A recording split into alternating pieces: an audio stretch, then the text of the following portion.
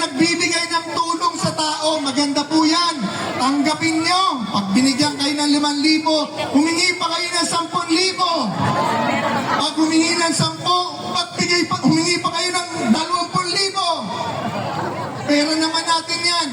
Ang problema ko po sa katakot-takot na ayuda ay pagtanggap nung binigyan, mahirap pa rin kayo. Wala pa rin tayong trabaho. Ang kailangan ng tao, trabaho para umasenso. Pero paano magkakatrabaho kung puro korupsyon at puro red tape ang gobyerno? Isang taon na wala pa ang papeles mo. Kaya po kami nagbabalik dito. Dahil pag nakabalik ako sa pwesto, yang mga kriminal, adik, may paglalagyan kayo sa akin. Ikakahon ko kayo. At yung mga opisyal, mga pulis, mga hepe, hindi ko bababa, sumusunod lang yan, na merong tungkulin, ipatupad ang anti-drug campaign, mayor, governor, barangay chairman, na hindi gagawin ang kanyang trabaho. Pag nakabalik si Greco sa pwesto, party list lang po ang takbo ko, maliit lang. Pero sisiguraduhin ko sa inyo, yung hindi gagawa ng trabaho, pakakasuhan ko, paiimbestigahan ko at patatanggal sa pwesto. Dahil kung hindi nila kaya gawin ang trabaho, umalis sila dyan sa pwesto at hahanap tayo ng iba na gagawa ng trabaho. Dahil yan po ang hinihingi ng mga namumuhunan, foreign or local, para makapagtayo ng hanabuhay, yung mapayapang lansangan at tahimik na lipunan. Kung hindi po gagawin ng gobyerno yan, ba't pa tayo nagtayo ng gobyerno?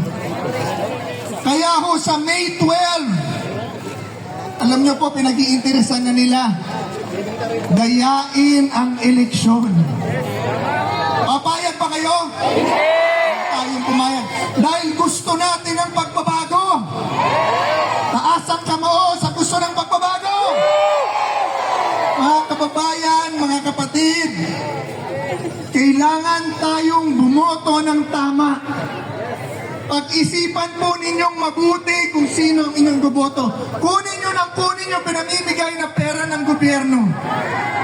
Pero pagdating ng eleksyon, pag-isipan nyo mabuti kung sino ang iboboto nyo at huwag kayong bumoto ng kurap. Yung mga inendorso ni Pangulong Duterte, hindi po kurap yan.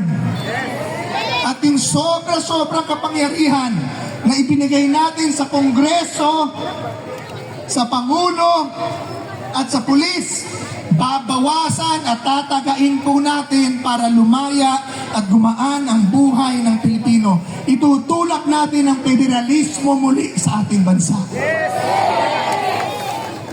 Ngayon po, dito na po ako magtatapos. Dalawa lang po talaga ang pakay ko. Ayaw ko na po sanang bumalik. Tapos na ako eh. Naging pinakabatang sekretaryo na ako eh. Naging chairman na ako ng PACC. Naging konsehal na ako ng Manila, executive director, okay na sana ako. Pero pag nakikita kong ganito, na yung bawal ginagawa pa at naghihirap ang Pilipino, hindi ko pumaatim na hindi bumalik dahil kawawa po ang Pilipino. So mga kapatid, ito lang po ang aking pag-usap. Inilatag ko na po lahat. Sisiguraduhin ko po sa inyo na pag si BG party list ang nanalo. Madali pong tandaan ang number ko. 98. 100 minus 2 equals? Ayun, 98. Pag yan po ay nanalo, meron na kayong tatakbuhan pag inaapi kayo at nangangailangan ng pambayad ng ospital, pambayad ng matrikula, at sisiguraduhin ko sa inyo na pararamihin natin ang trabaho dito sa inyong lugar para daan-daan libong Pilipino ang magkaroon ng pagkakataong masenso. Maraming salamat po at mahal ko kayong lahat. Ngayon, alam ko namimiss natin si Digong. Hindi ko sana gagawin na ito, pero sa dami na nakikita kong